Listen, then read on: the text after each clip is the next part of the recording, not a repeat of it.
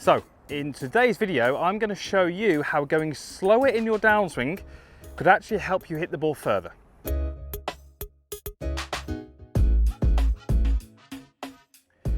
So I am here at the absolutely stunning PGA Catalunya in Spain, just finished a golf school, and we're talking in this video about, as I said in the intro, how going slower in your downswing could help you hit the ball further. And this comes from a recent lesson that I did back in the UK with a client, and we did exactly that with him. So in this video, you're going to learn about hand speed and about where in the downswing it should be applied and how this can relate to clubhead speed and obviously therefore distance. And we're going to give you some ideas and some concepts which you can use straight away next time you play, which could help you hit the ball further. So before we get into that, I just need to say a big thank you to PGA Catalunya for allowing us to film on their fantastic golf course and being such a fantastic venue for our recent golf schools. Just finished a 4-day school. 2020 dates have not yet been released, but if you're interested in attending one of our golf schools, please email me at chris@chrisryanGolf.com and I can get back to you. Right, so what are we talking about? Hand speed in the downswing. So I'm just going to talk to you a little bit about this client that I had for a golf lesson.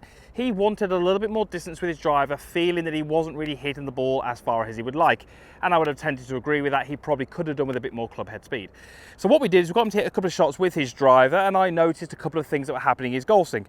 So what I then did is I then stepped in and I hit a drive. Now my club head speed was significantly faster than his, and I hit the ball significantly further. What we then did is we pulled in both of those golf swings, my golf swing and his golf swing, and we got those two golf swings to the top of their swing at the same point. From here, they both started their downswings. His golf club arrived at the ball much sooner than mine. It took my golf club a lot longer to reach the golf ball, yet when it did reach the golf ball, the club had a lot more speed. So what did that tell us about his golf swing? Well, it told us that from the top, he accelerated the arms far too soon and far too much. So his overall downswing took less time than mine. What we saw with my downswing is that when I got to the top, I initiated the golf swing with my lower body. My arms were moving. Yes, they were gathering speed, but they had not yet reached their peak speed. As my body unwinded, my arms started to reach their peak speed. And then at this point here, they started to slow down as the club released into the golf ball. So yes, my club head had more speed. My hands probably had a little bit more speed, but my downswing took much longer than his. And this was a real eye-opener for him. And what he kind of straight away said to me was, am I hitting from the top?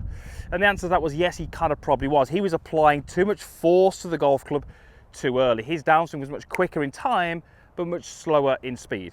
So what did we have him do? Well, we had him make some swings where he felt like the transition was much smoother and much slower, yet the club head still had the same amount of speed and impact. So we had him doing drills where the transition was slower, but there was more speed at the bottom, rather than what he was tending to do, which was back, and the downswing was over far too quick. And we started to introduce this to his practice swings, and then we started to let him do that with the golf ball, and we saw exactly what we wanted to see. An increase in the club head speed, so the ball was going further, but the whole downswing took longer. And that was a really interesting concept for him to get his head around, that the downswing took longer, so effectively the downswing was slower, but the club head had more speed at impact. And I really think this can help a lot of you out there, because if you're trying to hit the ball further, you're very often doing that far too soon with the arms.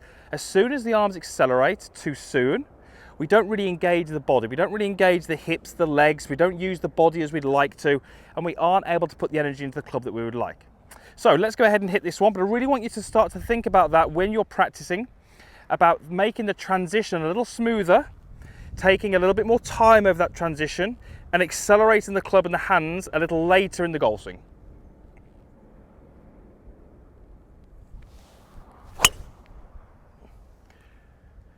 And if you do that, you might not be able to hit the ball as far as that, but you might be able to add a little bit more speed to your swing. You might be able to add a little bit more distance, and the chances are you won't lose control, because the whole golf swing's a little bit more controlled. It's taking a little bit longer. You're still going to maintain that control, which is really important when we're trying to add distance off the tee. Okay, hope that helps. Really good information in that video. If you can take that to your practice sessions, you can hopefully hit the ball a little bit further. Usual stuff is below, comments box, like button, all that kind of stuff, and I would love you to be a subscriber if you're not. There is a link over here, and as I said at the start, big thanks to PGA Catalunya for allowing us to film on this fantastic golf course, as I'm sure you'll agree, the hole behind me is absolutely stunning. Thanks again for watching, and we'll see you back here again soon.